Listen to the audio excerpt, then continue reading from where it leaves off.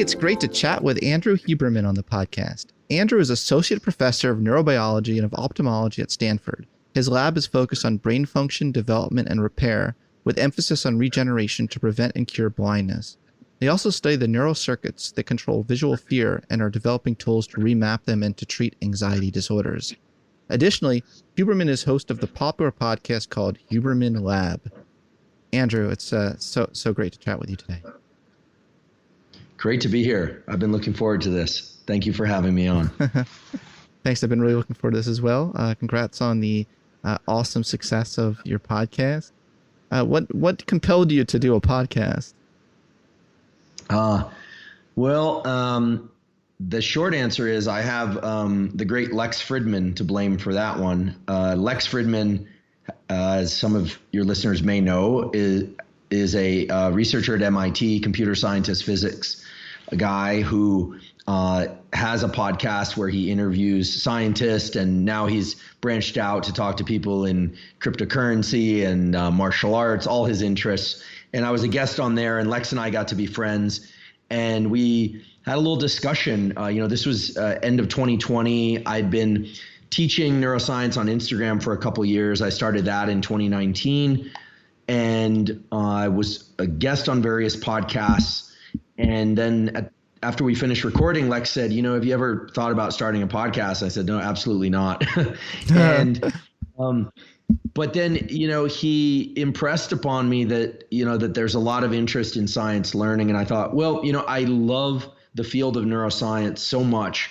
And I love a lot work that's done by other labs, not just mine, of course. And there's so much out there that I feel people could know about and should know about and could benefit from learning, that I thought, I'm going to do a podcast that's more or less the equivalent of a university lecture for the first 20 minutes, kind of introduce a topic, a little bit of mechanism, and then talk about some tools that stem from that mechanism. And it's a different sort of podcast for a couple of reasons. One is that we don't jump from topic to topic. We do an entire month focused, for instance, on sleep and how to get better at sleeping, or neuroplasticity and how to get better at changing your brain and what the science has to say about that. And so in some ways, it's a little bit more like a university curriculum merged with a podcast. But that's the reason.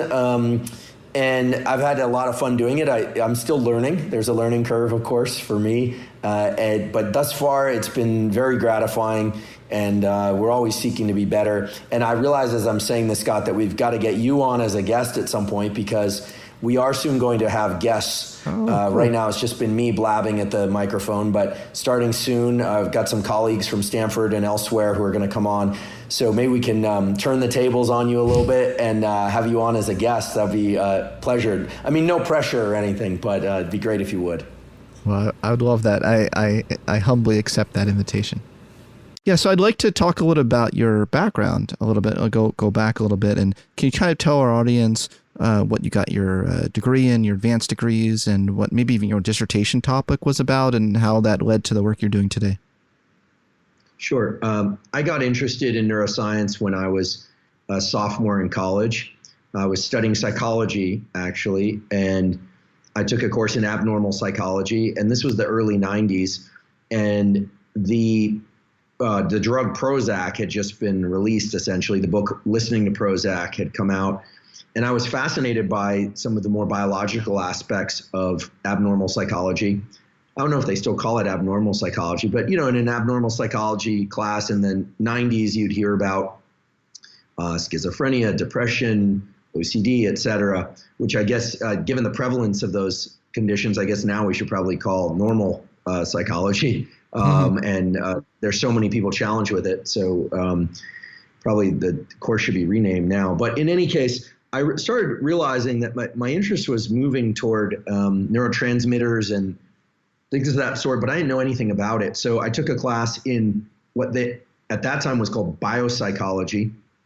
The field of neuroscience did not exist. There was no named field of neuroscience, nor was there any neuroscience program or department in the world at that time. It's kind of interesting how young a field neuroscience is. There was neurobiology, neurophysiology, psychobiology, which is a wild name, biopsychology. But what happened was I started looking for courses. I started taking classes in physiology, in cell biology, and psychology.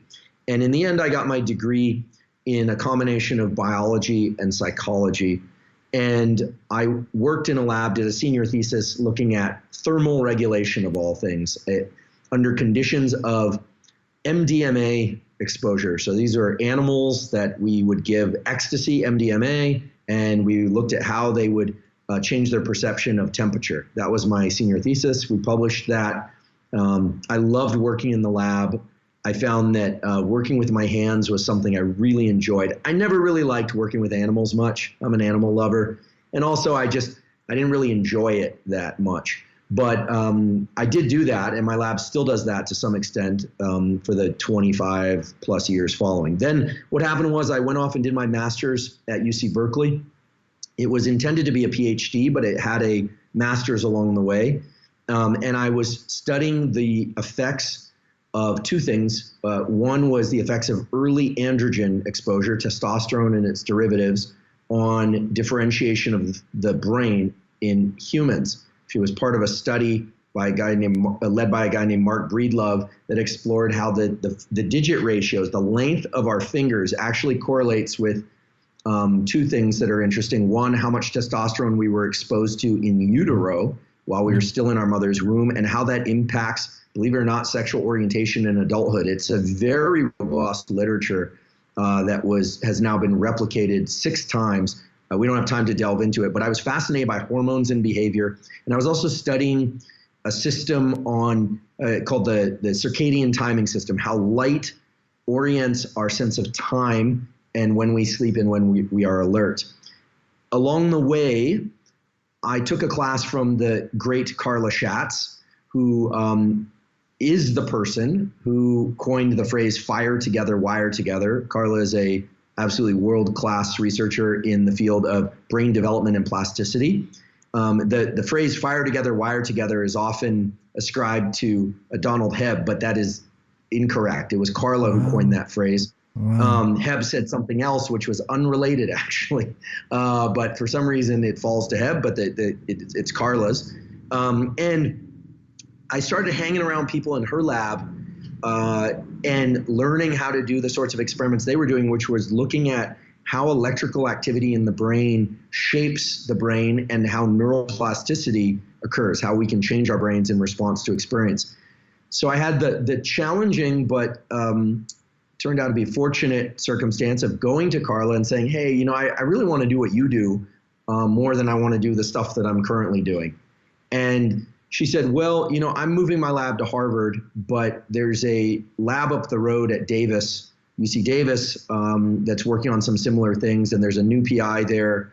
I think you'd enjoy working with her. So much to the dismay of people that were close to me, I took my master's from Berkeley, did not take my PhD. I left by choice. I was doing fine in the program. I moved up to Davis and started working in a lab, working on these questions that I was really drawn to. And I ended up doing my PhD in the lab at Davis of a woman named Barbara Chapman. And my thesis was on the role of neural activity and molecular guidance cues, chemicals that shape the developing brain. And I have to say, Davis was a great place. I loved it. It's still a great place. I think just as a little bit of a message to any of the listeners who might be pursuing degrees in science, I've always focused on particular scientific questions and asked where could I be most productive around those questions for the next 5 or 6 years. Walking away from Berkeley was hard. I loved Berkeley. Davis was this little cow town, I thought, on the way to Tahoe. It didn't have the prestige that Berkeley had, and yet my time at Davis was one of the most productive phases of my career. Barbara and I published a lot of papers together. We had a lot of fun doing it. And then when I finished, I did a postdoc at Stanford with the late Ben Barris. Ben worked on neuron-glial interactions.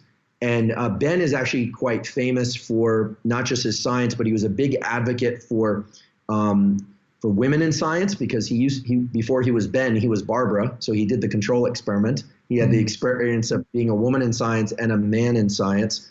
And I absolutely loved working with Ben. We were very, very close. And I didn't work on anything related to what Ben worked on.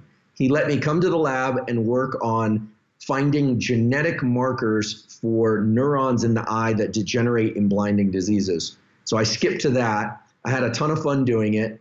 And, sadly, Ben passed away in 2017.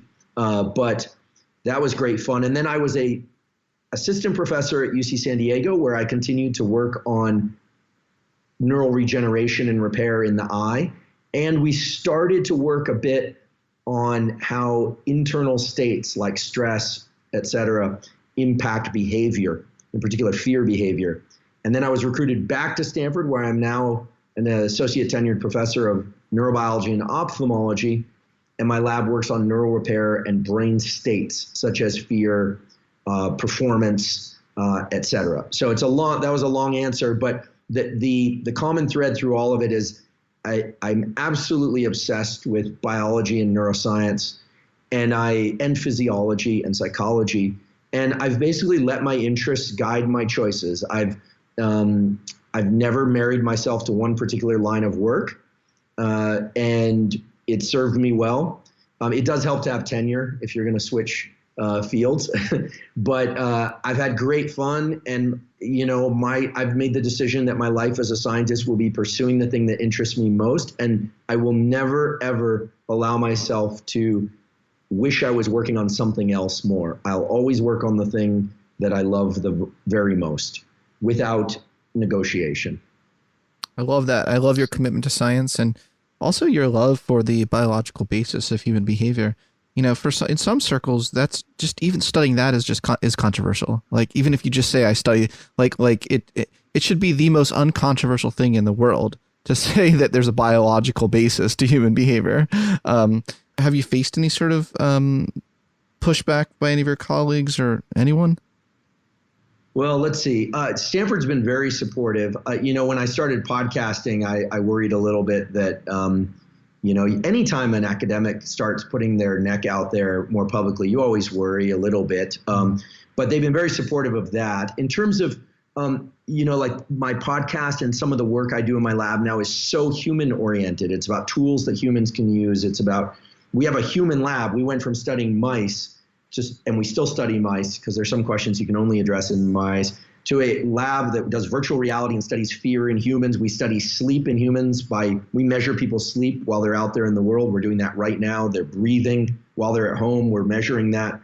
I think it's fair to say that some of my colleagues probably, and not just at Stanford, but in the scientific community at large, probably wondered, what is Huberman doing? He's been working on mice and ferrets and, this kind of thing. Was he doing working on humans? But there's one solution to that problem, which is to publish really good papers. And I'm quite happy with the fact that we've published some papers in humans now, and we've got more on the way. And the solution to any critique or potential critique is always going to be productivity. And I felt that it was just crucial to move to work on humans. And I suppose occasionally people will say, well, what about the psychology of this particular behavior, like stress, or what about spiritual aspects to this? And my response is always the same, which is I have a choice to look at things through any number of different lenses, but the lens I know how to look at things through is the lens of science and neuroscience and biology.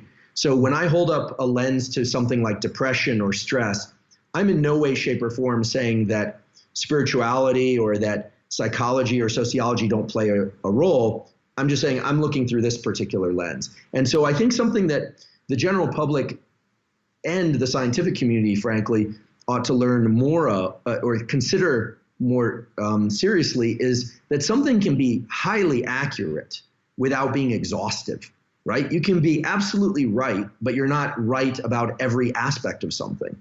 And so my goal and what I know how to do is look at particular problems, including human behavior and human brain states, through the lens of neuroscience.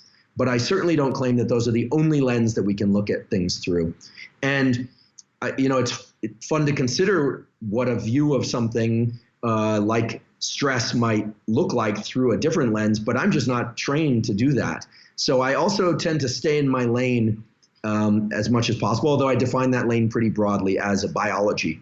So no real pushback. One thing, and I'm sure you've experienced this too, Scott, as a trained academic, is that occasionally, or I should say often, people will say, what about the work of so-and-so? What do you think about the work of so-and-so? And they're usually asking about some online self-help person that is not, I might have a background in neuroscience, but they're not a professional neuroscientist.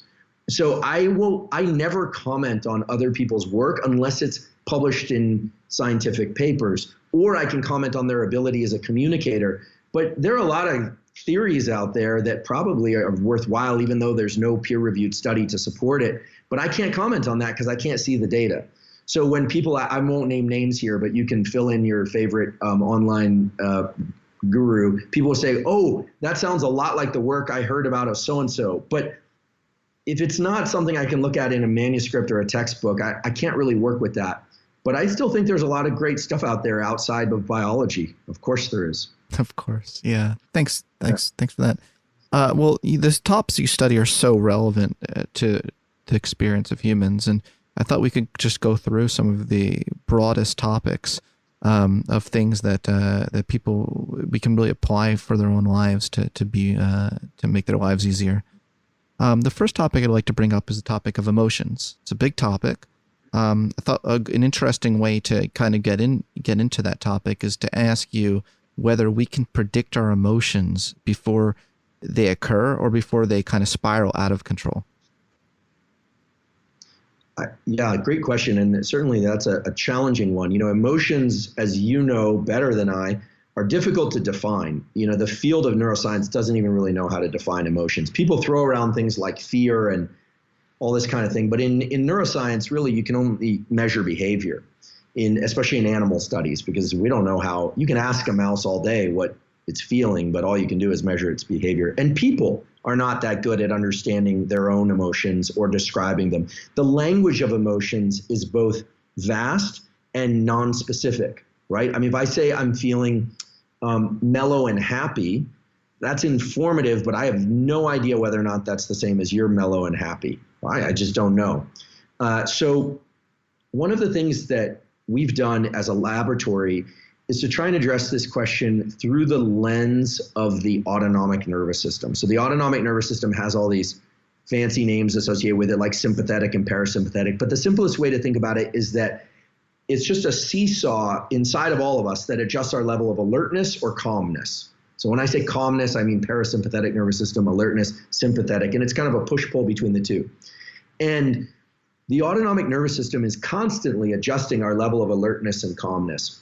Alertness and calmness, for me, is a useful way to look at the question of emotions, because if you ask how alert or calm are you relative to the demands that are being placed on you, oftentimes you get an answer that relates to what we know as the valence of emotion, whether or not an emotion is good or bad, positive or negative. So for instance, if I'm sleepy and it's time to fall asleep, great, that's a great place to be. If I'm wide awake and I need to fall asleep, that's stressful. Okay. If I'm wide awake and I have a lot of work to do, that's generally a good place to be. But if I'm wide awake and I have a lot of work to do and I'm so alert that I'm panicking and I can't control my behavior, that's not a great place to be. Now, this is very coarse language to get at emotions, but it's the kind of thing that we can measure in the laboratory. And now, using various technology, we can even measure this sort of thing while people are out of the laboratory. So we take a very crude and yet a very tractable and measurable approach to looking at emotions. Now, we also get people's subjective reports of whether or not they feel good or bad, et cetera.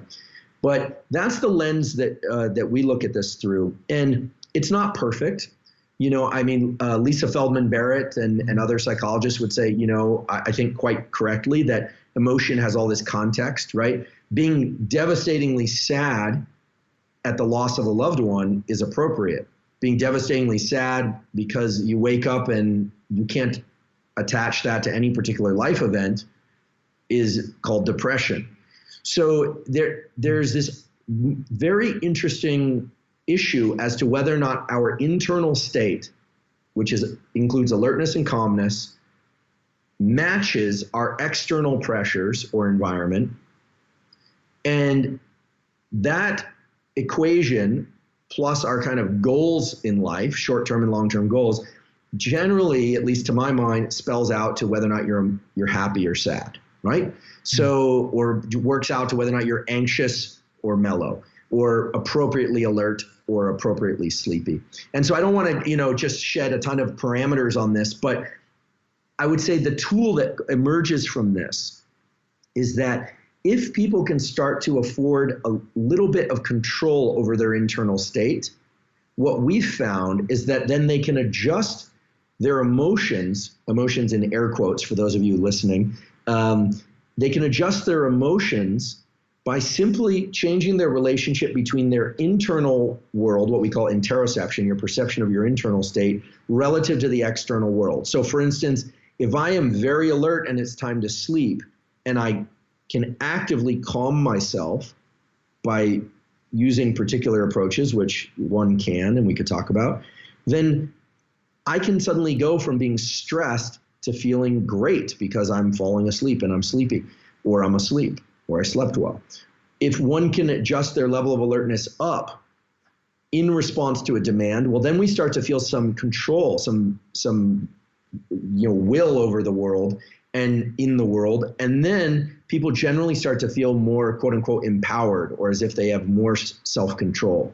And so there are tools to do this. And so we look at emotions through the lens of this autonomic nervous system. And that brings us to the word states. I'm a big fan of the word states, and what I'm wishing for, maybe some of the audience will tell us, would be language that more accurately describes the human condition because it focuses on states. States of mind have a persistence. They can be short or long lasting. They have a valence. We can say they're great or they're terrible or just neutral. States are something that are, I think, more tractable than the word emotions. And states definitely are supported or have a foundation of alertness or calmness, is kind of tilting back and forth of a seesaw. So that's a long answer, but that's the way that we approach it. And I would say if anyone wants to have better control over their emotions, they should focus on learning to control this so-called autonomic nervous system, because that is going to be, at least by our data, more powerful than simply telling oneself, oh, I should be happy, or, oh, I should focus on the good, not the bad. That's all powerful too, but we focus on the physiology. Cool. No, that's very cool. Hey everyone, I'm excited to announce that the 8-week online Transcend course is back. This iteration of the course, which will run from September 5th to October 24th of this year, will use science to help you live a more fulfilling, meaningful, creative, and self-actualized life. There will be limited slots available, so save your spot as soon as possible. In addition to the regular class pricing, we're also offering limited slots for personal self-actualization coaching. Save your spot today by going to transcendcourse.com. That's transcendcourse.com. The Transcend course is just one of the offerings of the brand new Center for the Science of Human Potential. The Center for the Science of Human Potential's mission is to use science to help each person fulfill their highest potential and contribute to the good of society. Toward that goal, we offer classes, coaching, and consulting opportunities to help people apply the latest science to help themselves, their organizations, their schools, their families, and their communities to be more creative, loving, and full of transcendent possibilities. For more on the center, you can go to scienceofhumanpotential.com. Hey everyone, doing this podcast for y'all is one of my greatest privileges, but the costs of maintaining a professional production like this one really adds up. I'm grateful to today's sponsors who help fund the show, but if you'd prefer a completely ad-free experience, you can join us at patreon.com/psychpodcast. You'll get completely ad-free episodes, all while directly supporting the show for as little as $5 a month. That's patreon.com/psychpodcast.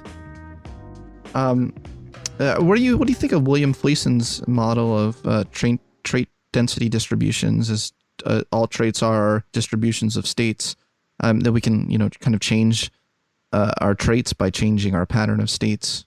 I mean, it just seems to dovetail with what you're talking about a little bit. Well, I have to confess, I'm not an expert in it. So I should certainly read up on it. So maybe afterwards you can send me down the road some great psychology references. As I mentioned, we look at things from a terribly narrow lens of physiology, but I'd love to learn more. But from the way you just described it, it sounds marvelous. I love that idea. And I love it because what I want to see is the field of neuroscience and psychology, which are now one and the same. I mean, that's one of the wonderful things about neuroscience in the last 10 years is the doors have just swung open to everybody from AI to, to psychology. But what I would like to see is some real progress in terms of concrete answers and first principles so that in 10 years, there's a common language for people to talk about emotions. But I love the idea that traits are assembled from an array of states. I think that's a marvelous idea, but then again, it's very much in line with the kinds of things my lab does. So I want to admit complete bias in my response. I'll send you those papers. Great. Just while we're still on this topic of emotion, I'd love to hear more about the work you're doing with your lab to alter the neural circuits that control visual fear, and how to remap them and treat anxiety disorders. Yeah. So the two main ways to adjust one's internal state are respiration, breathing, and the visual system. And we can talk about the visual system first. So first of all, the visual system and sight is the dominant way by which we navigate the world and survive and make sense of the world. For blind people, it will be hearing and touch. But for most people who are sighted, it's going to be vision. The two pieces of things in the front of your face called your eyes are actually parts of your nervous system, your central nervous system. Your retinas are part of your brain, and they are the only part of your brain outside the cranial vault, outside the skull. And they were put there for a reason, which is to adjust your level of alertness or sleepiness depending on time of day. That's why they were there. We know this because there are a set of neurons in there whose primary job is to set your level of sleepiness or alertness according to time of day. And the other neurons that are in there that see colors and motion and allow you to comprehend what the difference between a face and a car, those evolved later. So vision is by far the most powerful way in which our brain focuses, in which its emotional states shift around, et cetera. And a lot of this is happening subconsciously. So for instance, when we are stressed or simply more alert or excited, positively alert, our pupils get larger and they dilate. Our eyes actually widen. This is a non-trivial thing, but our eyelids actually open a bit more. When we're sleepy, our eyes start to shut. That's sort of a duh. But a lot of people don't know the reason for that is that the circuitry in our brainstem that controls our alertness, things like locus coeruleus, reticular activating system, all those fancy names, they connect very directly to the eyes. And when we are excited, we actually narrow, we contract our field of view. And in addition to that, because we contract our field of view, we get a more kind of soda straw or tunnel view of the world. We also start to analyze time differently. And the simplest way to explain this is that if you're ever in a rush or you're stressed or you're excitedly waiting for something, it will seem as if the outside world is moving much more slowly. The person in line in front of you at the grocery store while you've got your mask on and you're having a hard time breathing and they're returning something, you're like, oh my God, it's going to seem like they're moving very slowly. They're not moving slowly, you're just slicing time more finely. This is also why people who get into accidents or experience trauma will talk about things happening in slow motion. The opposite is true. When we are relaxed, our eyes start to close, our pupils constrict. They constrict for other reasons too, but they sort of constrict. And things outside us will seem like they're moving very fast. If you're ever sleepy and you wake up and you've had a rough week and you look at your email and there's all this stuff coming at you, you're like, oh my goodness, there's all this stuff. It seems like the world is moving fast and you're not caught up. You're not caught up. It's just that you're sleepy. And so the world you're slicing time in broader time bins. So it turns out that the visual system also can impact our level of alertness, just like our level of alertness can impact our visual system. So what my lab has been focusing on is how if people, for instance, just take a panoramic view of their environment. So this is not moving your head around or moving your eyes around, but let's say I'm looking at you on a screen right now because we're doing this by Skype. But if I were to dilate my gaze so that I still see you, Scott, but I also see the walls behind me and the ceiling and the floor, and now I see myself in the environment that I'm in, that disengages a circuit in the brainstem and actually leads to a more active calming of internal state. Conversely, if I deliberately bring my eyes to what's called a vergence point, where I bring my eyes together at a calm insight and I start to look at that particular place, that engages a circuit in the brainstem, leads to increases in alertness, and actually leads to increases in cognitive focus. So cognitive focus follows mental focus and, visual focus. And so to repeat that, cognitive focus follows visual focus, and visual dilation will also lead to kind of cognitive dilation. And so what we've been studying is how tightening or broadening our literal field of view using our eyes can allow people to calm themselves or increase their levels of alertness. And there's a third way in which the visual system can impact things like fear. Some people will recognize this as the main thrust behind EMDR, eye movement desensitization reprocessing.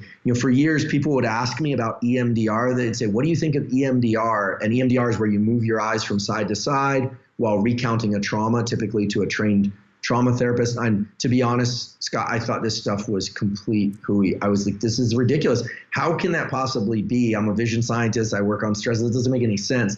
And then I ate my words, because starting in 2018, 2019 and 2020, there were 5 papers published in really good journals, including Nature, one of the apex science journals, showing that lateralized eye movements from side to side, so just sweeping one's eyes from side to side, not up or down, and yes, eyes have to be open, leads to a suppression in the activity of a brain center that many people might be familiar with called the amygdala, which is a threat detection center in the brain. And I thought, that is crazy, but the data were so solid, and the groups that were publishing this were not psychologists. They were neurobiologists studying eye movements. So there was really an absence of bias there. And it turns out that the reason that these lateralized eye movements suppress activity of the amygdala, at least the reason we think they do, is that when we are in forward ambulation, when we walk forward, cycle forward, anytime we're in self-generated movement, we are generating what's called self-generated optic flow. Things move past us.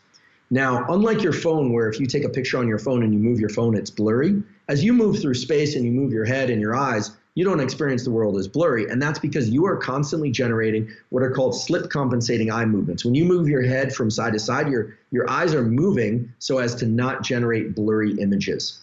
And moving your eyes from side to side, even if just you're sitting in a chair or something like that, simulates forward movement. And we believe that forward ambulation, and this could be cycling, biking, walking, running, etc., provided you're not looking at your phone or some little narrow box of visual space, suppresses the activity of the fear centers. And this is, we're assuming, is part of the primordial circuitry by which animals, including humans, advance towards things that were uncertain.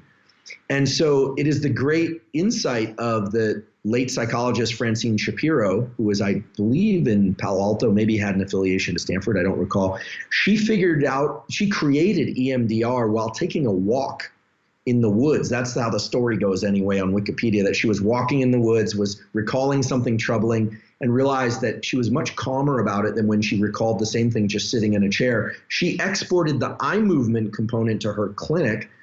And just to be clear, a number of people have said to me, well, EMDR has mixed results for treating trauma and reducing fear. And I've talked to my colleagues about this, my colleagues in psychiatry. It turns out that EMDR is most successful in dealing with very specific traumas, specific events that can be recalled in detail as someone does this. And I would encourage people, of course, to do this with a trained professional. This isn't the kind of thing that you do at home alone, although there is a place for these eye movements. But it's not so good at, for instance, at dealing with like an entire childhood or an entire divorce or all of 2020. It seems to map very well toward recall of a particular challenging incident while moving one's eyes in this way is essentially uncoupling the feeling of fear from the recall of the event.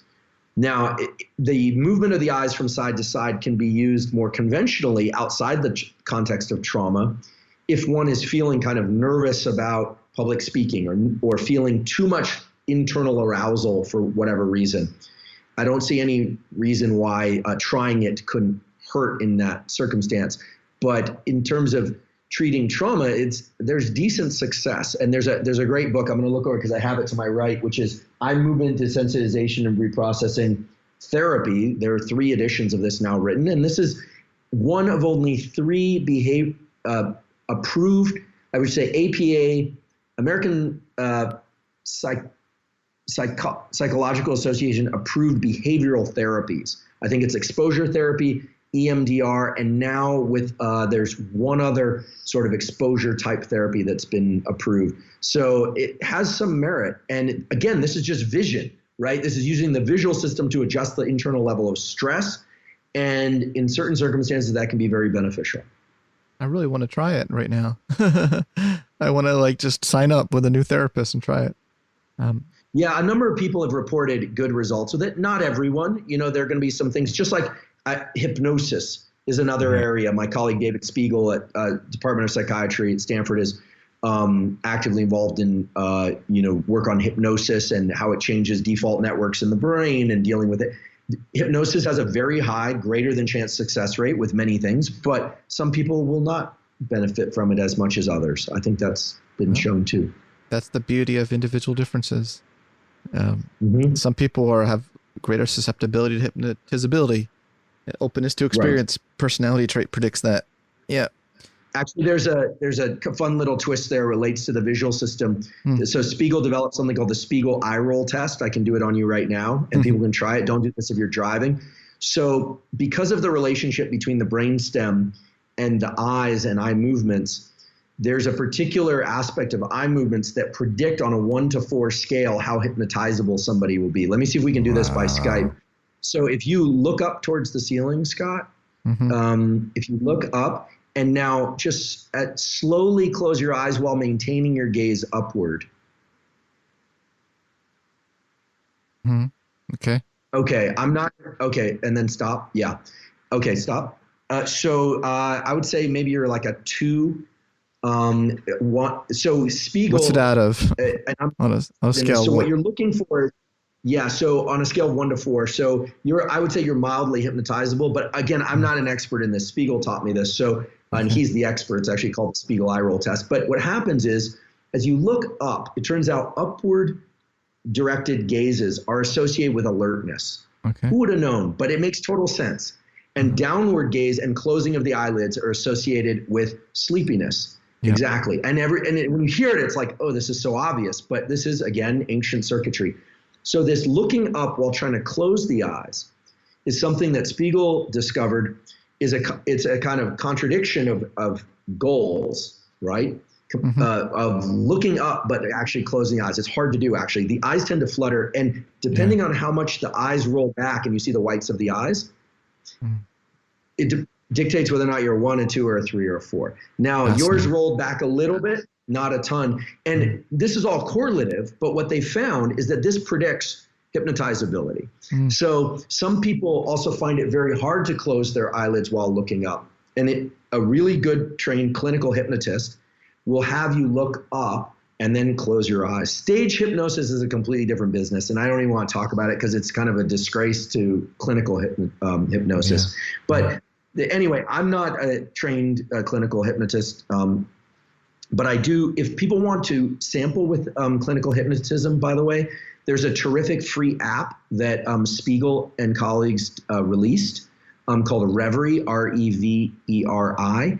They have a 1-minute hypnosis, a 5-minute hypnosis for anxiety, sleep, etc. It's available on Apple and Android.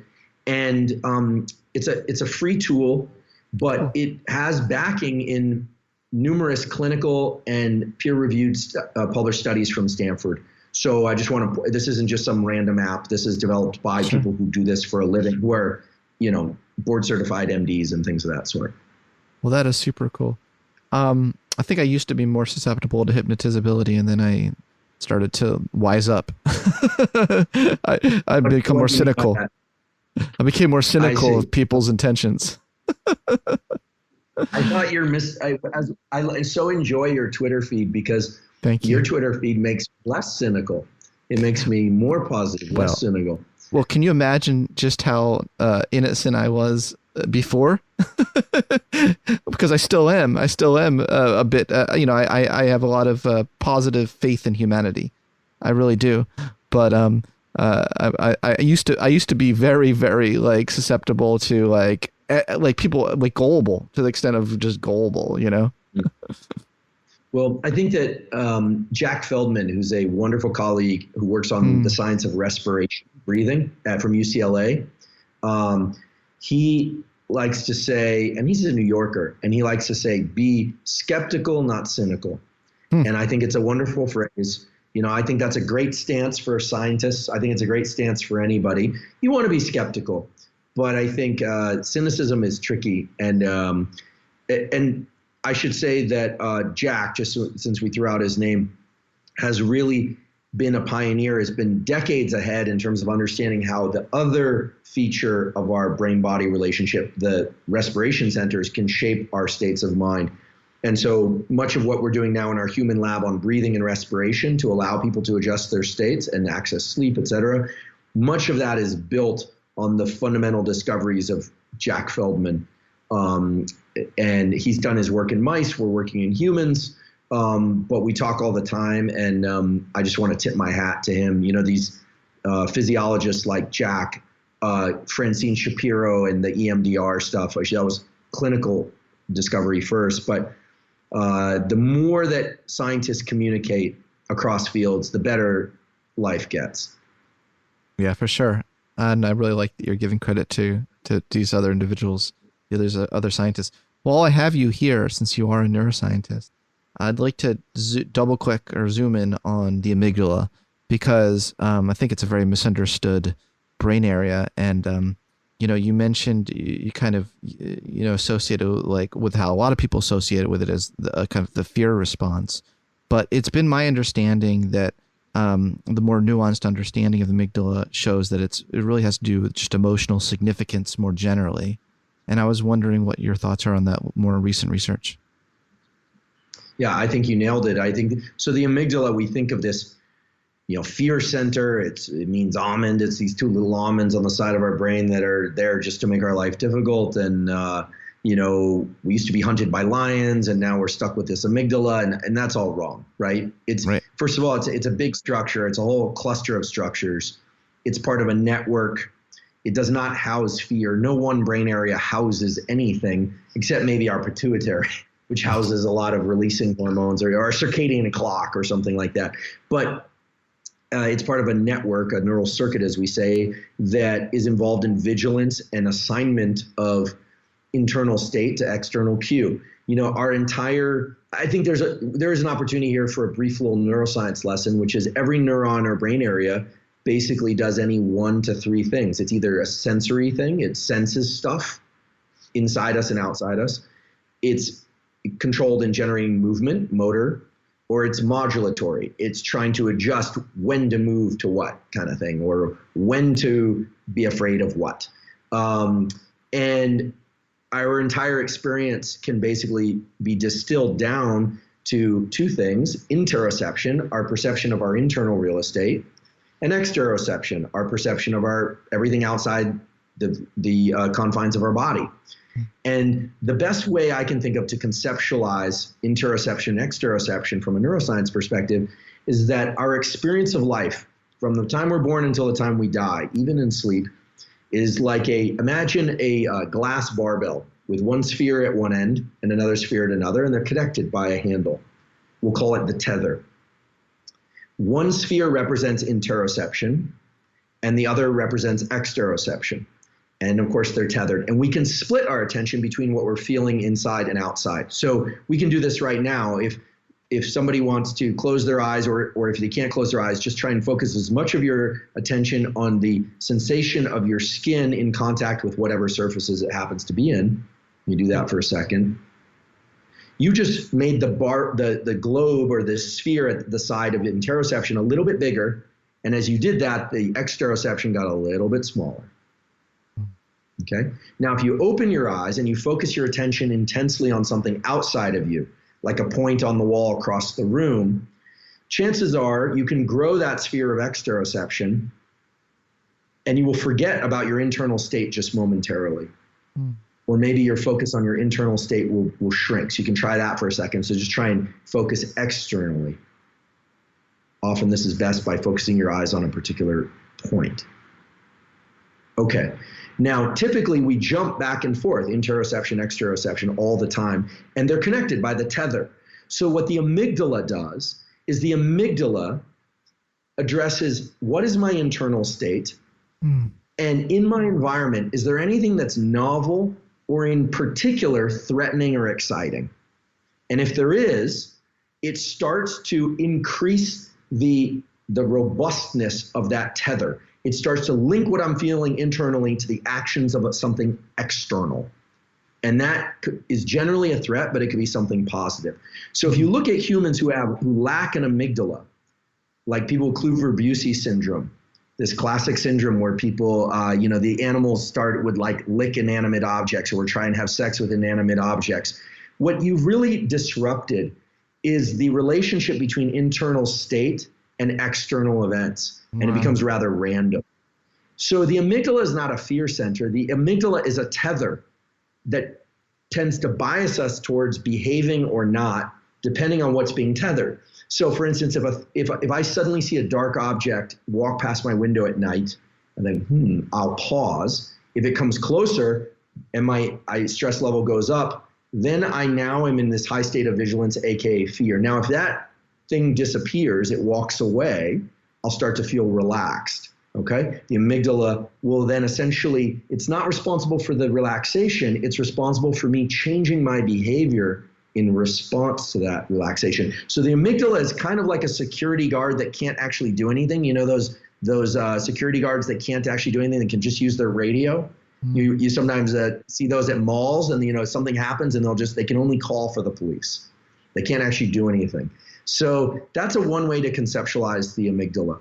And this interoception exteroceptive relationship doesn't have a name in neuroscience. Maybe it has one in psychology, but it's a fascinating aspect to our experience because it's very dynamic. And I should just mention, in sleep, what's incredible is that the tether is completely dismantled. Our experience is all internal. We are 100% interoceptive. But in dreaming, we're thinking about things, and things are happening more or less at random. Space and time are untethered. This barbell becomes like two spheres that are linked by a piece of dental floss floating around in space and swirling. So space and time becomes very fluid. When we are in fear states or alert or focus states, bam, the tether becomes locked. And now our internal state is very much driven by whether or not the email in front of us says what we want it to, or whether or not a comment made to us on Twitter, all of a sudden we are locked, we are tethered to that comment, and we're like, wait, how could you possibly say that? And I consider that a direct affront, or, oh, I love that. That makes me feel so wonderful. So your space and time is governed by the rigidity of this tether.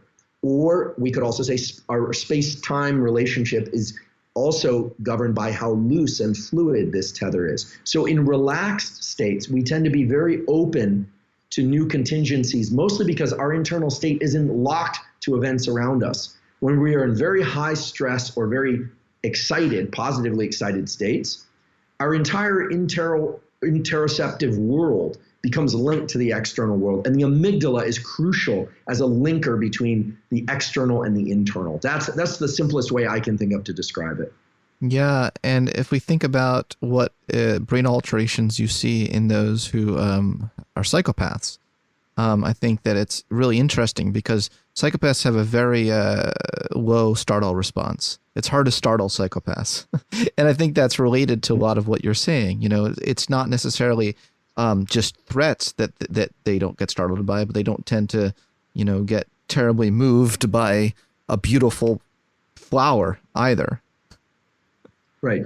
They tend to, I have a couple of friends who come from a background in military special operations, and have the great privilege of working with some people in those communities for sake of working on human performance things and also some of the rehabilitative things. And it's an amazing community because they are extremely good at what they do. They are selected through the most stringent protocols you could ever imagine, much more stringent than even the stuff we see about, carrying logs in cold water, all that, but much more. And yet their main function is to be able to act effectively on their environment.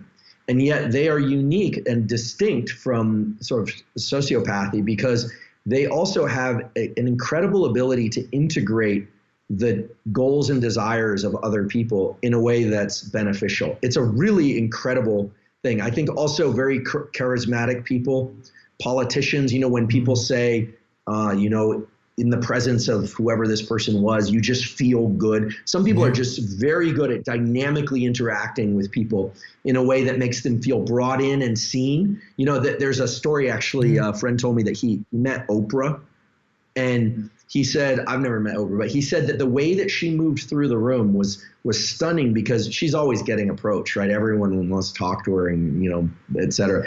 And she would just acknowledge people one by one in a way that made people feel truly seen. And I said, what was it? Was it like her gaze? And he said, I have no idea. But when she arrived at him and just said, hi, so nice to meet you, moved on, he felt like, he said it wasn't just who she was, it was the way that she was able to engage at almost kind of a trivial level, felt like the glass had been poured completely full for the first time. And I thought, wow. And this is a person who's not easily shifted around by that kind of thing. He doesn't fan out. He's not really obsessed with celebrity or anything like that. So I think some people are just, naturally or through training or whatever it is, are just very good at engaging other humans in a way that makes them feel good. And I think sociopaths use that to the worst possible ends. And people and other people like, Oprah, who seems like a nice person. I've never met her, but certainly You're not calling Oprah a sociopath. I am absolutely not calling Oprah a sociopath. I think quite the opposite. I think she has my sense is that she has a deep empathy. And I think that when people feel truly seen by somebody, it's the opposite of manipulation, right? And unfortunately, we hear stories about sociopaths manipulating people, but and of course they're out there. I'm sure my lab's never focused on studying them. I kind of don't want to because I don't really want them coming to my lab. That's the last thing I want is a bunch of sociopaths coming to my lab. But the link between the internal and the external and goal-directed behavior, I think is, again, it's one of these tractable areas of neuroscience and psychology that I think we're just right now at the infancy of understanding. And what's missing is a language, right? We have language for so many other things. We don't have a language to describe what I just talked about. It doesn't exist. Great point. I'd like to take a moment to share about one of our sponsors, Skillshare. When was the last time you picked up a new skill or decided to build up an existing one? I signed up for Find Your Style on Skillshare the other day, and I'm already learning so many strategies for exercising my creativity. Skillshare is an online learning community where you can accomplish real growth with so many different classes to explore. Whether you're interested in creative writing and film or entrepreneurship and web development, Skillshare has classes for folks of any experience level. You can work on hands-on projects and experience real improvement. Skillshare is also incredibly affordable, especially when compared to pricey in-person classes and workshops. Explore your creativity at Skillshare.com/psych and get a 1-month free trial of premium membership. That's 1 month of premium membership at Skillshare.com/psych. I'd like to take a moment to talk about our sponsor, BetterHelp. Is there something interfering with your happiness or preventing you from achieving your goals? For quite a lot of us right now during this coronavirus pandemic, we are struggling with our most fundamental basic needs, such as our needs for security, connection, and opportunities to master our work. I think all of us could use some therapy right now. I know I sure could, which is why I've really been enjoying working with a professional therapist at BetterHelp so I can realize the best version of myself even under the current circumstances. BetterHelp will assess your needs and match you with your own licensed professional therapist, and you can start communicating with your therapist in just under 48 hours. Note that it's not a crisis line and it's not self-help. It is professional counseling done securely online. There's a broad range of expertise available, which may not be locally available in many areas. In fact, the service is available for clients worldwide. What I really like about BetterHelp is that you can log into your account anytime and send a message to your counselor. You'll get timely and thoughtful responses, plus you can schedule weekly video or phone sessions so you won't ever have to sit in an uncomfortable waiting room as you often have to do with traditional therapy. BetterHelp is really committed to facilitating great therapeutic matches, so they make it easy and free to change counselors if needed. It's more affordable than traditional offline counseling, and financial aid is available. BetterHelp wants you to start living a happier life today. Visit their website and read their testimonials that are posted daily. Here's a recent one. Camilla helped me turn my life around. Everything has been so positive for me since our first session. Deep gratitude. I'm pleased to announce a special offer for listeners of the Psychology Podcast. You can get 10% off your first month of professional counseling by going to betterhelp.com/psychpodcast. That's BetterHelp/psychpodcast. Join the over 1 million people who have taken charge of their mental health with the help of an experienced professional. Okay, now back to the show. I'd like to move on to another topic, and that's motivation. What can people do if they feel very unmotivated in their lives? Like, I just feel like that's just a common thing right now with COVID. People are like, just not languishing. Well, people just don't feel like they're necessarily flourishing, during this time, right? So what can people do to kind of get that motivation back? Mm-hmm. Well, from a very core physiological perspective, motivation is the combination of two neurochemicals, what we call neuromodulators. And those two are epinephrine, it goes by another name called adrenaline. We need energy, we need to move, and we often think that energy comes from food, and it doesn't. Energy comes from neurotransmission and from particular neuromodulators. We need to eat, of course, to sustain ourselves, but goal-directed behavior requires a fuel, and that fuel is epinephrine. And there are ways to increase epinephrine. We'll talk about it in a moment. The other is dopamine. The neuromodulator dopamine does many things. It's involved in reward and feel good, but its main job is craving and motivation. I have a colleague at Stanford, Anna Lembke, spelled Lembke, who's a psychiatrist. She actually has an amazing book coming out in August called Dopamine Nation. Is all about dopamine and addiction. I think you guys would really enjoy a chat. I want to talk to her. Yeah. I'll put you guys in touch. She's an incredible person and clinician, and she talks about dopamine as the molecule of craving. There's also another book called The Molecule of More, which is very good about this. Dopamine isn't about reward, it's about craving and motivation. And dopamine at the same time is something that we get more of when we reach milestones. So epinephrine and dopamine are close cousins in motivation. There is a way to increase epinephrine, just pure physiology. And a lot of people are already doing this, and my lab has looked at this a bit, but there are ways to breathe that will increase epinephrine. And there's another way to do it, which essentially costs nothing as well, which is you can throw yourself into cold water or get into a cold shower. Now, there are a lot of reasons to do cold exposure as long as it's done safely. But one of the things that isn't often understood is that when you get into a cold shower and you decide to deliberately stay there for 1 to 3 minutes or maybe even longer, you are releasing adrenaline from your adrenals, and you're releasing the same molecule from your brain, which is epinephrine. It's called epinephrine in the brain. It's adrenaline from the adrenals in the body. Getting into an ice bath will do the same thing. That will increase your energy level. It is a mild form of stress, but it is energy level. Exercise will do it too, but a real quick way to do it is to get into a cold shower or an ice bath. Not everyone wants to do that. So with respiration, you can do this. My lab has studied this protocol. It involves taking 25 deep inhales and exhales So it looks something like this. So in through the nose, out through the mouth, 25 of those, and you will be alert. You will actually feel a little agitated. And for people that have panic attacks or prone to anxiety, you might not like it.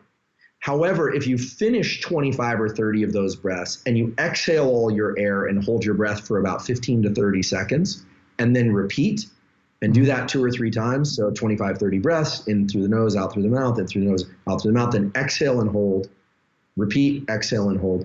What you'll find is that during the exhale hold period, you can achieve a state of calm with very high levels of alertness. Wow.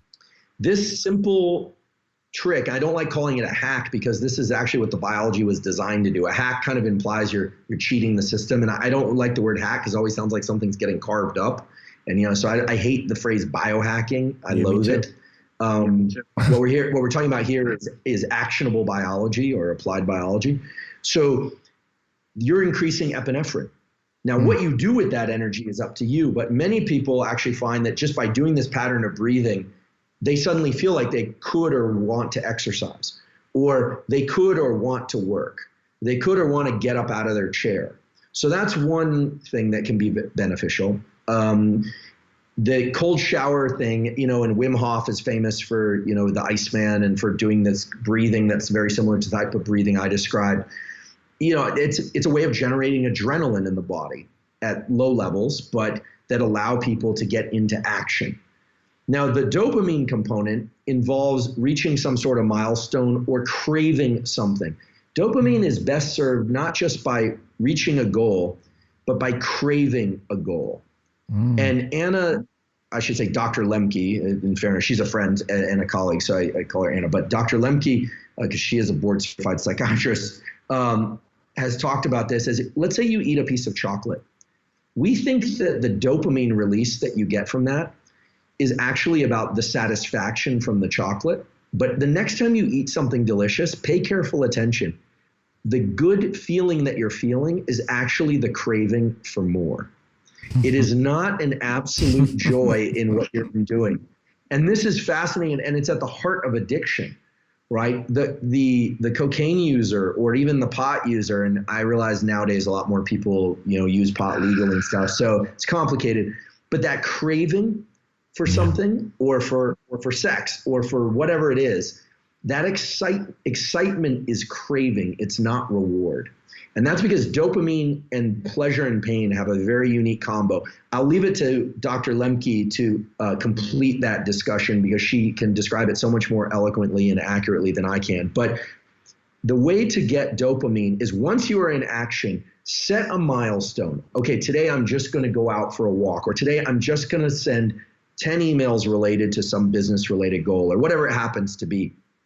That can help dramatically. But without epinephrine, without the bias toward action, it is very hard to get out of complacent, inactive states. And remember, stress and excitement at a neurochemical level are just epinephrine released in the brain. But dopamine is the reset. It's kind of the re-up of epinephrine that allows you to repeat that over and over and over. And from a purely biochemical perspective, most people don't realize this, but epinephrine, adrenaline, is made from dopamine. The biochemistry of dopamine and the biochemistry of epinephrine are such that they are linked. You cannot have epinephrine without dopamine synthesis. So if someone has a real clinical depression and they're low in dopamine, well, then talk to a psychiatrist. There are drugs out there like buprenorphine, Wellbutrin, and things like that, that they work by increasing dopamine and epinephrine. Very distinct from other antidepressants that like Prozac, which increase serotonin. Serotonin is the molecule that basically makes us feel pretty good with what we got in the present. It does not tend to drive motivation.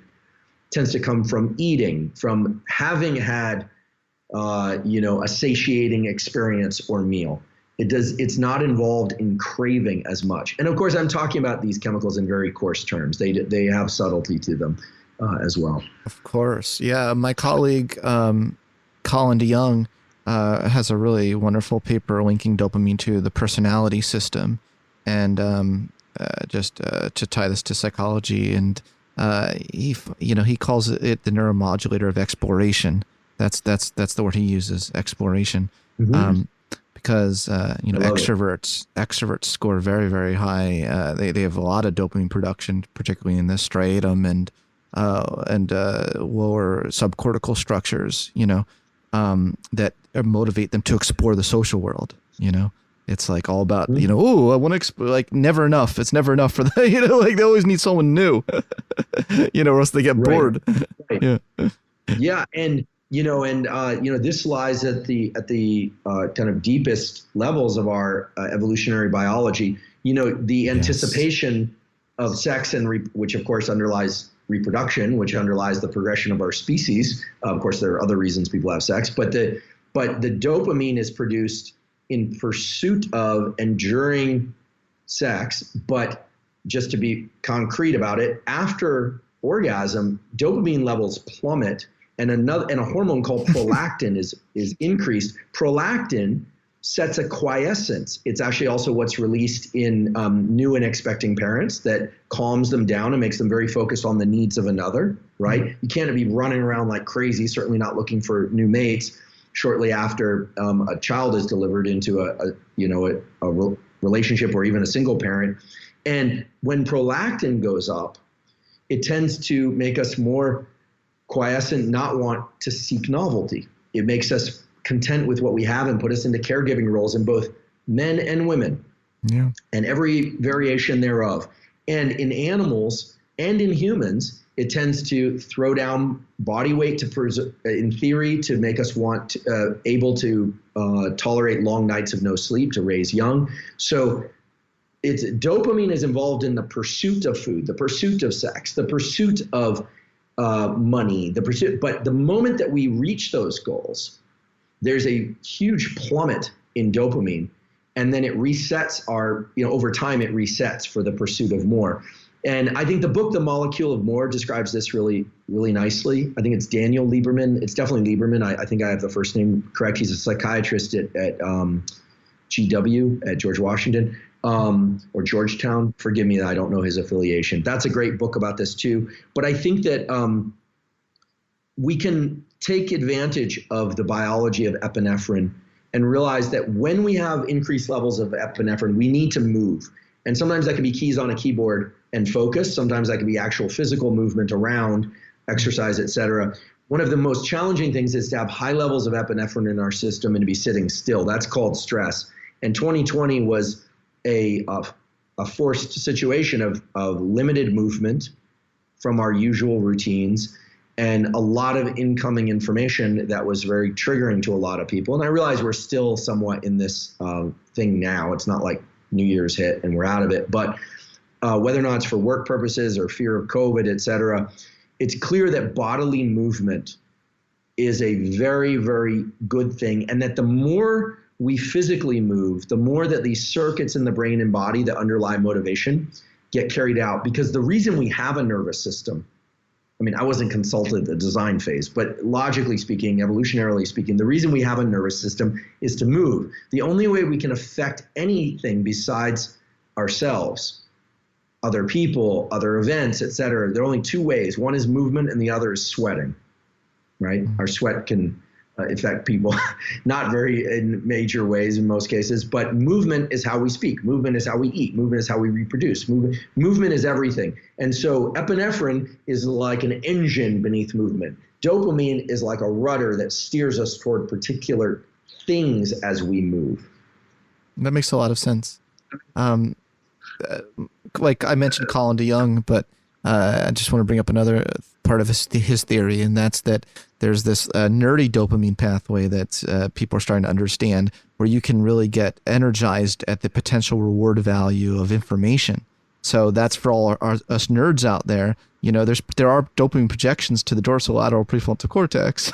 Yeah. You know, it's not all just sex, drugs, and rock and roll with dopamine. So that's another kind of misconception. Absolutely. I wanted to kind of I've been trying to dispel that misconception. Oh, I totally agree. I mean, Dr. Lemke, Anna would talk about and does talk about internet addiction. She was actually featured in The Social Dilemma. Cool. She doesn't have a big presence on social media as a consequence, although I think she has a somewhat of a presence there. But she, I talked about this with her. She accused me of being a work addict, and she's probably right. I love learning. It feels good. It feels like a drug to me. It feels like a healthy drug. And so I love information. So I guess I have the nerdy dopamine type. And I love YouTube. I think YouTube's amazing. I think YouTube is an endless, library of amazing stuff. There's also a lot of garbage, but so I'm glad you pointed that out, because we can forage with our minds just as much as we can forage with our bodies, except now foraging with our minds is made much more accessible than foraging. It's actually come to replace foraging with our bodies. And so we forage with our minds. And I think I love that concept. Who's the gentleman that you said? Colin DeYoung. I'll send you the paper. Colin DeYoung. Great. Yeah. Fantastic. He's a personality neuroscientist. He actually is leading the field of personality neuroscience. And I'd love to see what sort of connections can be made between the kind of work you're doing, the kind of work he's doing, and that I'm doing with him and stuff. But great. That sounds amazing. When I was at Berkeley, Bob Levinson was setting up his physiology lab downstairs. And I remember thinking, wow, I didn't know that psychologists did physiology, because back then it was pretty rare. Now there are all these wonderful mergers of fields. So it's Dacher Keltner and those guys who are doing that. Yeah, so great stuff. Really great stuff. Just want to end this interview by getting a little bit of an understanding of your chronotype management. How do you manage your unique chronotype? Do you have any suggestion? I want to know your daily routine, but can you also kind of just tell us about the science about when you should sort of be doing certain things during the day in general for optimal brain development? Sure. Okay, so there are 4 things that act as very powerful levers on when you will be awake and when you will want to be asleep, when you will be able to do your best work, when you'll be able to do your creative work. And those are your exposure to light, in particular sunlight. So light is one and is the most dominant one. The second is temperature. It's vitally important, environmental temperature and your temperature. Movement, aka exercise, but activity of various kinds. And then when you eat, and to some extent how much you eat. That's easily handled. If you eat a large volume of any substance, it will bring more food to your gut, so it will make you sleepier. If you eat a moderate to just quote unquote healthy level of any substance, it will tend to not overwhelm your system and you'll be alert. But there are certain things that you can eat to be more alert and certain things you can eat to be sleepier. So I just want to be clear. So let's think about light first, and then I'll reveal my schedule according to chronotype. So regardless of chronotype, if you're a night owl or a morning person, et cetera, you want to get bright light, sunlight in your eyes within the first hour of waking. If you wake up before the sun comes out, you want to turn on artificial lights as much as possible if your goal is to be awake. So put simply, if your goal is to be alert and to wake up, turn on a lot of lights, especially overhead lights, because of the position of these neurons in the eye that reset our circadian clocks. Overhead light triggers alertness in the brain more so than does light right in front of you or light down low. So early in the day, try and get outside, even if it's overcast. There's a lot of photons coming through. About 10,000 times more photons coming through a densely clouded sky than a really bright internal artificial light. So get bright light, and through a window is 50 times less effective. So I've talked to now thousands of people who tell me just making this one simple change can really help, because it triggers a circuitry in the brain and body that activates alertness and focus throughout the day, through the cortisol system, healthy cortisol levels, et cetera.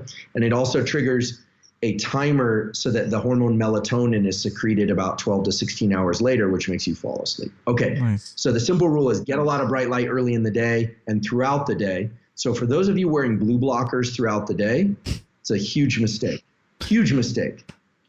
Is it like, don't do it. I know someone who It's does just- that. I know someone who does that. It's just limiting your alertness. I think people like the way they look or how they feel when they wear them, but blue blockers in the evening can be very good because you want to limit or start to taper the amount of light that you get in the evening hours, and you want to avoid bright light exposure between 10 p.m. and 4 a.m. unless your job is to be awake at those times. And the reason is it can suppress melatonin, which is the sleepiness hormone, and it can suppress dopamine. There are 2 studies showing that.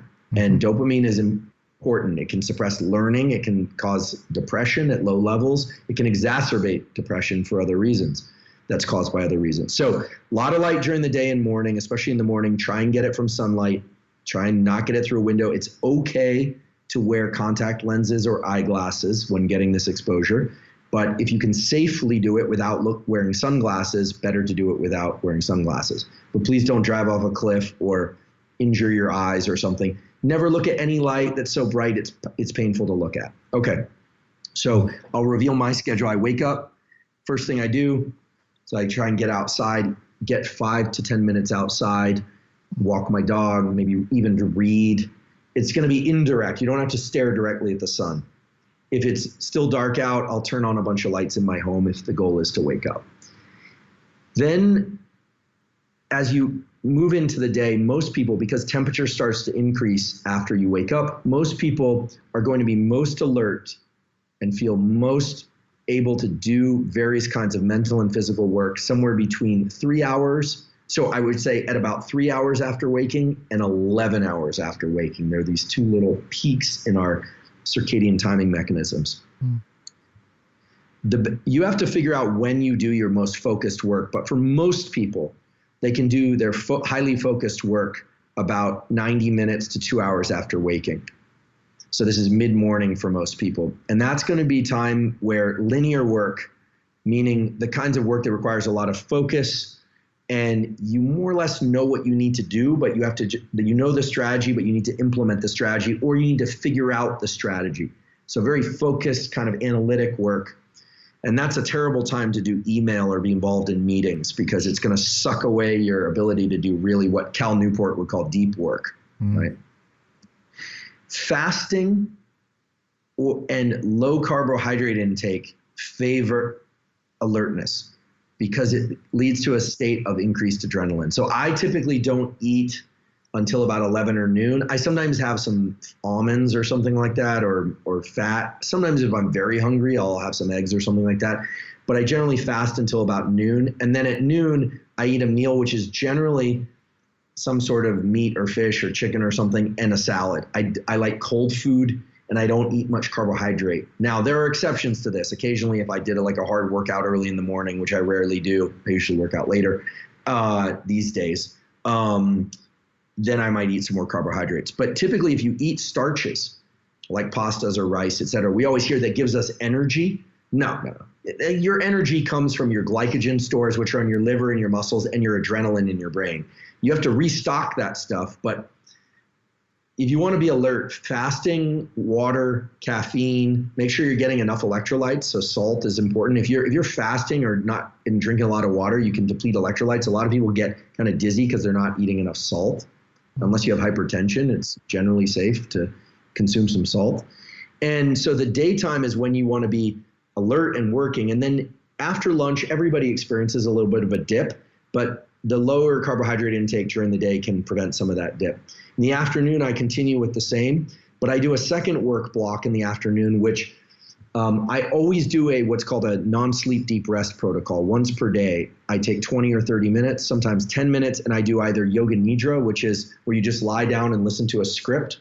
I've put one out there totally cost-free where you can just put on YouTube, NSDR. It was hosted by a company called Made For, but it's totally free of cost that takes you through a deep relaxation.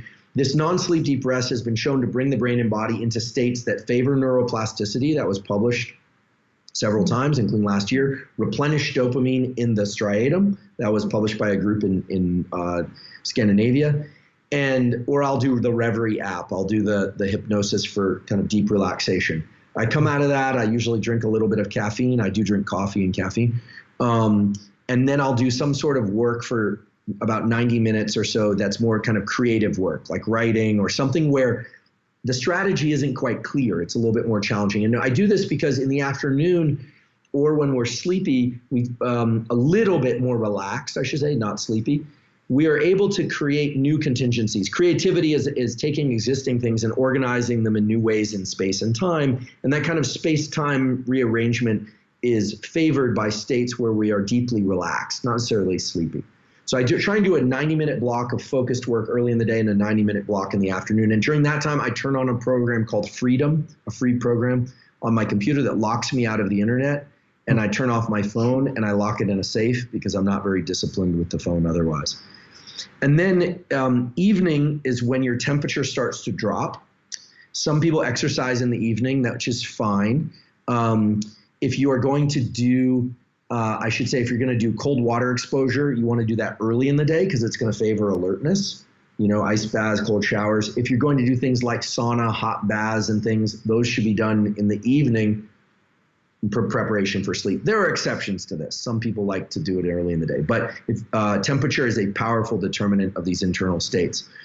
And then my evening meals generally consist of more carbohydrate, pasta, vegetables. I might eat some fish or eggs or something like that, but generally they're more carbohydrate laden, which makes sleep fantastic. I'll tell you, carbohydrates really favor sleep. We all heard, never eat after 6 p.m. Carbohydrates are bad for you. They lay down body fat if you eat them late in the day. Nothing could be further from the truth. There's zero evidence for it. They facilitate the release of things like serotonin, which lend themselves well to sleep. So I cut out the caffeine in the late afternoon and evening. I end up eating some starches after I do my exercise, and that helps you taper to. And I limit my light exposure, especially overhead light exposure. You want to, if you're going to have lights on in the evening, set them low. That would be the time to wear blue blockers if you want, but I should say that any light, if it's bright enough, will trigger activation of the alertness system even if you're wearing blue blockers. So dim screens and kind of fade things out. And then I do use supplements to support sleep. I'm not a fan of melatonin because it has effects on other hormones in the body. But for some people, and again, I'm not a physician, so I'm not telling people what to do. Always check with your doctor.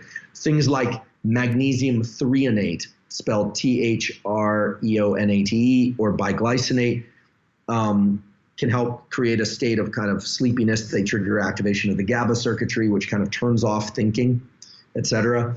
Theanine, Theanine, and something called apigenin, Apigenin, apigenin, which comes from chamomile. Many people benefit from taking those to allow them to relax. But of course, check with your doctor. I would say the two single most important protocols that I've adopted over the years and for which there's great scientific data are morning bright light exposure to the eyes. Again, never so bright that you're going to damage your eyes. You'll know because you'll blink if it's really bright. Definitely blink if you need to. And these non-sleep deep rest, or doing a 20 or 30 minute deep relaxation protocol once per day, because they help you get better at falling asleep. Right? That's what these non-sleep deep rest protocols do. They help you get better at relaxing. Humans have no trouble activating their stress circuitry, but they somehow, nature, evolution made it such that we have to learn how to calm ourselves. So that's what I do, and I do a bunch of other things too, but those are that's kind of the general framework.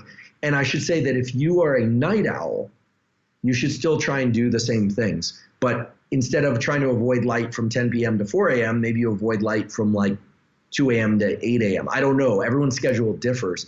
If you're an early morning person, my advice would be do not push past your desired bedtime too far, because what happens is many people wake up at 3:30 or 4 in the morning to use the bathroom. That's totally normal. Go back to sleep. Waking up once during the middle of the night to go to the bathroom, no big deal.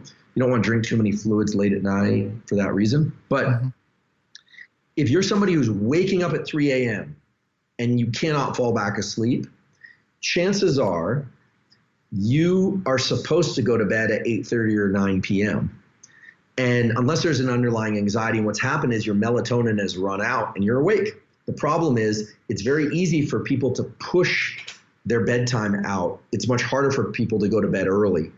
Yeah. We've experienced this when you travel. You can always stay at the party, but it's very hard to say, okay, snap your fingers and fall asleep. So if you're somebody who wakes up at 3 or 4 a.m. and you're having a hard time falling back asleep, try and go to bed earlier. and then wake up at 3 or 4 a.m. and you're one of those lucky people that can get much more done in life than the rest of us. Nice. I like it. Yeah, so that's the suggestion. And then most people will have a kind of typical chronotype. You'll want to wake up around 6:30 or 7:30 a.m., depending on age and lifestyle factors. And you want to go to bed around 10:30, 11, sometimes 12 p.m. It's not that's the typical pattern. So those are the main things. And as you can see, they relate to light, temperature, food, and exercise. And if you're going to exercise late in the day, well, have a protocol to bring yourself down afterwards and avoid too much caffeine. If you're going to exercise very early in the day, understand that you're shifting your clock a bit. Anytime you do something regularly that involves a lot of activity, you're creating a system in your body of anticipation of that activity. So if you want to wake up earlier, wake up a few days, set your alarm, force yourself to do it, and exercise at 5 a.m. Pretty soon you'll start waking up at 5 a.m. That's just the way these circuits work. I love it. Hi, everyone. We recently started hosting the Psychology Podcast on Anchor, and it's been such a delightful experience for us. If you haven't heard about Anchor, it's the easiest way to make a podcast.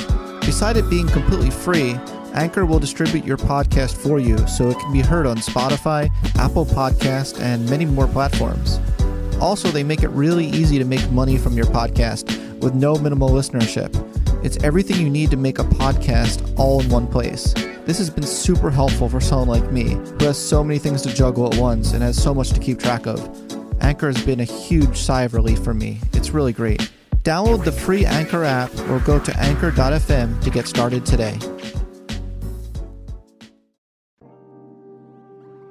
If you like the kind of guests and themes we have on the Psychology Podcast, you're going to love The Jordan Harbinger Show. In each episode of Jordan's show, which Apple named one of its best of 2018, Jordan dives into the minds of fascinating people, from scientists and authors to athletes to mobsters, spies, and hostage negotiators. I recommend our listeners check out Jordan's conversations with physicist Michio Kaku on the quest for a theory of everything and therapist Linda Carroll on unlocking lasting love skills. Jordan's always focused on pulling useful practical insights out of his fascinating guests. And we're not talking about pop psychology or wish-washy self-help stuff here. The episodes are often loaded with bits of wisdom that you can use to legitimately change your mind and improve your life right away. It's definitely worth checking out. There are very few other podcasts to listen to casually or seriously to expand your worldview. He's also got a relatable weekly segment called Feedback Friday, where Jordan covers advice on everything from escaping a cult or psycho family situations to relationships and networking to asking for a raise. Jordan Harbinger is smart, funny, and easy to listen to. You'll be hard-pressed to find an episode without excellent conversation, a few laughs, and actionable advice that can directly improve your life. You just can't go wrong with adding the Jordan Harbinger Show to your rotation. I really enjoy the show and think you will as well. There's just so much there.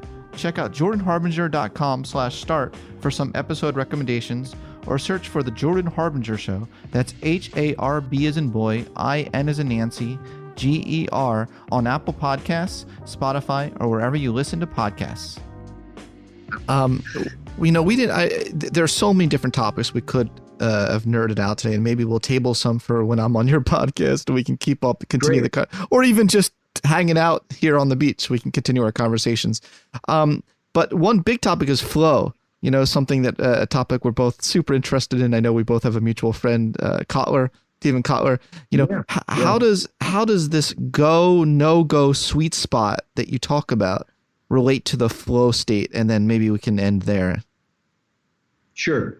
So, flow still remains a little bit unclear as a neurobiological state. But I talked to Stephen about this, and what I really appreciate about Stephen is he's intensely curious about all the things that it could be, not just saying this is what it is. And I think that's something that there are many things that make Stephen a unique and special character and serious thinker. But that's one of them. But so flow to me is when our interoception and our exteroception, that barbell model that I described earlier, kind of glass barbell, when that suits our goals almost perfectly. So if I could even say, like, during this podcast, right, I was very focused on what's going on here, and you and I we're tethered in, and we're in flow, right? I mean, I wasn't thinking about the fires outside or my dog over to my left, or, my attention might have diverted here and there for a moment, but we were in this space-time thing that worked well, I like to think, for the conversation we're having. For sure. That to me is flow. Now, what's challenging is understanding how we transition in and out of flow. And I think that's where at some point it can be operationally defined. I could not describe the set of neurobiological events that allow that to happen. But what we know is that the brain and nervous system, which of course links the brain and body to brain, it somehow figures out very quickly, what are the contingencies? What are the relevant things that need to be handled here? What are we going to do? And it starts peeling away all the irrelevant stuff. And so that my internal state is going to be matched to what's going on and back and forth. And I think that it certainly involves activation of these frontal circuits that harness our focus and our decision making. And the way I like to think about flow is speaks to a little bit of how I like to think about the nervous system generally, which is that it's like a bookshelf, but it's almost like a bookshelf in a Harry Potter novel or something. It's very dynamic. So we sit down and I say, okay, here's Scott. We've met once before in person. I read your tweet, so I have a context. It's like a bunch of books on the shelf. And then as you start to engage in the conversation, things pop up. So it's Dr. Lemke and Lieberman and like all these things, and we start creating a context. So this bookshelf is very dynamic, and so what's brought to the front of your attention starts becoming more and more narrowly constrained, right? Mm-hmm. But as we end the podcast and we get up and we go about something else, the brain doesn't just shut down our view of that bookshelf. It's still chattering in the background. And so a lot of what I think the research around flow, if I may, should be centered on is how to access those states more quickly and more deeply. Because I think that we experience this whenever we pick up our phone and we start scrolling Instagram or Twitter. What they've done so beautifully, and almost sometimes to our detriment, but beautifully with social media, is that there's a ton of libraries of different types of information packed into a very narrow context. And so we're basically library flipping. If I look at your tweet and then I look at another tweet, they have no relevance to one another. So it's almost like being in one section of the library looking at anthropology, and then all of a sudden I'm in geography, and then all of a sudden I'm in neuroscience, and all of a sudden I'm in the murder mysteries. And the brain sort of will try and lock to each one of those. And so it's anti-flow in one sense, but it's the flow is all within the context of the application. When Kotler talks about flow, like on his mountain bike or while skiing, or it's so tangible because in physical pursuits, we don't have the option to, mountain bike and ski at the same time. I mean, you could come up with some silly hybrid of that, but we don't have the option to cycle and swim at the same time. But with our mind, we have the option to leap back and forth all the time. So to me, flow is going to be best understood first in these very well-defined physical pursuits.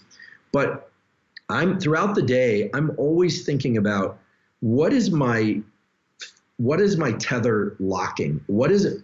And this is why I both loathe and love this device, the phone, because I find that it can allow for billions of contexts to enter my brain. Yeah. But that's part of the problem, right? And so drilling down into a question like we had this unfortunate incident we were talking about before we started recording, that there was an arson recently in the area. They caught the guy, fortunately. We were asking, what leads somebody to want to do this? Went down the rabbit hole of arson for a little bit. That's actually an exploration of a single topic, which from a perspective of brain function is very normal and very healthy to think about a topic in sequence and go more and more deeply into it. It's actually kind of feels good. Yeah. What is diabolically diabolical and is actually bad for us is when our brain is constantly switching between contexts and a feed, and that's what I think is the problem. If I had my way, I'd be able to filter my Twitter feed by psychology and neuroscience, and then I'd switch to like the other things I really enjoy. Yeah. Like I'm a total animal nerd, So I don't know if that's a very good answer, but I think that flow deserves more work, and it has to do something with our brain's ability to set context very narrowly. And we know that focus and narrow context setting is absolutely the place in which we experience deeper satisfaction, the place we experience great learning and great growth, and where we access neuroplasticity, the brain's ability to change. I've never been changed by simply scrolling through an Instagram feed. I've been changed by reading a chapter in a book. I've changed the way that I think in general, or very specifically, about stories that I've read or interactions that I've had. And it's not to say that social media is evil. I teach neuroscience on social media. You have access to many, many more people, I would say, right, than you would be able to access if you were just locked away in some university office. But I think we should think about how many contexts our brain is locking to each day. And I think we should potentially embrace a concept, not just of flow, but of anti-flow. And anti-flow is what we're doing a lot of the time. And anti-flow is the enemy of neuroplasticity, and anti-flow is the enemy of the ability to achieve flow. I do think that flow is a skill, and I think Kotler would probably agree, although I don't want to put words in his mouth. I'd love to know what you think about this, because I'm just kind of riffing at this point. Yeah, I think this is a to be continued conversation for us, because I'm eternally fascinated, or perpetually fascinated, by this topic, and really interested in my work on the coupling of the executive attention network and the default mode network in just such a way that you get the optimal state of flow, where the attentional executive attention is lowered just enough that you're directly accessing the rich internal fantasies and associations. And so it gives you that feeling of like you're just jamming, so that's the topic of creative flow. I think there's different types of flow. That we're having social flow right now, which I think might be activating different brain networks than if I'm doing jazz improvisation, or if I'm just doing creative writing or writing a poem. So I think we need to talk about the domain specificity of flow, in addition to how we, Kotler tends to talk about this like general sort of like, let's have one theory to explain everything. And it's like, that it's not possible, Does that make sense? Yeah, absolutely. And I think that, words like, just as a reflection, I'm in such deep admiration of the sleep scientists, that have defined different stages of sleep: REM sleep, slow wave sleep, stage 1, stage 2, stage 3, stage 4, ultradian cycles. We sleep in repeating 90-minute cycles, all this kind of stuff, right? Early night dreaming is more about recovery of the body and motor learning. Later night dreaming is REM dominant, more about emotional uncoupling from prior experiences. It's kind of a therapy of sorts. We have basically zero taxonomy to describe waking states. And we have basically zero understanding of the neurobiology underlying those states.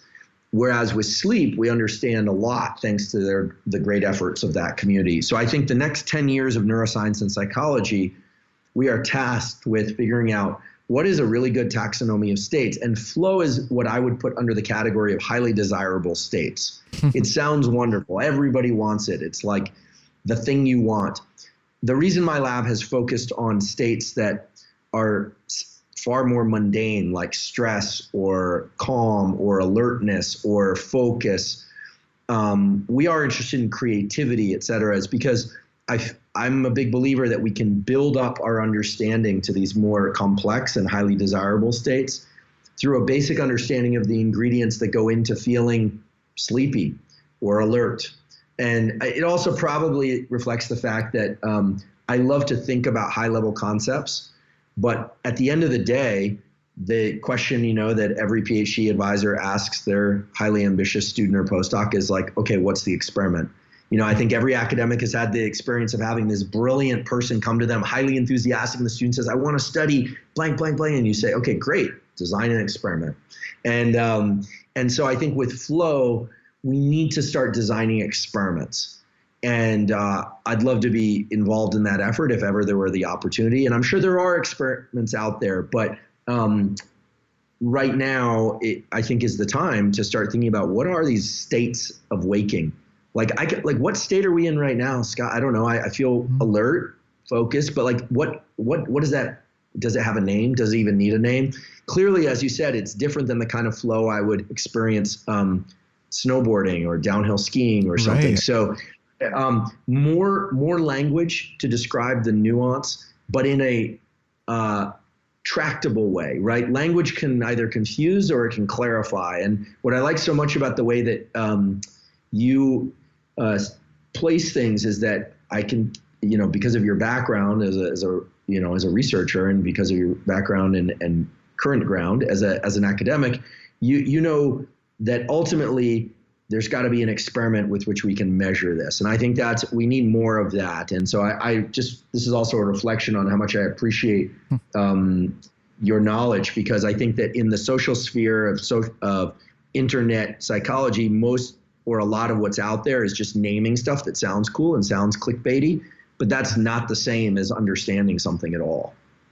Definitely not. I think both of us, we want to understand the mechanism behind these things, and there's different mechanisms at play with different states of flow. And I'm just going to end here and say to be continued. Like I know I keep saying that, but I really appreciate you coming to my podcast. I really appreciate what you're doing in this world, Andrew, and the passion for science as well as the rigor to science that you bring. You bring both those things, and that's a wonderful combination. So thanks so much for being on my podcast today. Oh, thanks so much for having me on. It's been a real pleasure, and I look forward to many more conversations. And it'd be fun to grab another workout on the beach. That was fun. That'd be a lot of fun. And stay safe from the fire. The fire's behind you. Yeah, you might be able to hear some of the planes and helicopters. Hats off to the firefighters that are doing this incredible work. And hats on for now. They should keep their hats on. But definitely they deserve a nod. They do such hard and dangerous and important work. And it's only when we have a fire that you stop to think, wow, there are these people whose profession is to basically save our lives and our property. So, and the police who caught the guy. So yeah, I'll stay safe. Stay safe so we can hang out again soon. All right, will do. Thanks so much. Thank you. Thanks for listening to this episode of the Psychology Podcast. If you'd like to react in some way to something you heard, I encourage you to join in the discussion at thepsychologypodcast.com. That's thepsychologypodcast.com. Also, if you'd prefer a completely ad-free experience, you can join us at patreon.com/psychpodcast. Thanks for being such a great supporter of the show, and tune in next time for more on the mind, brain, behavior, and creativity.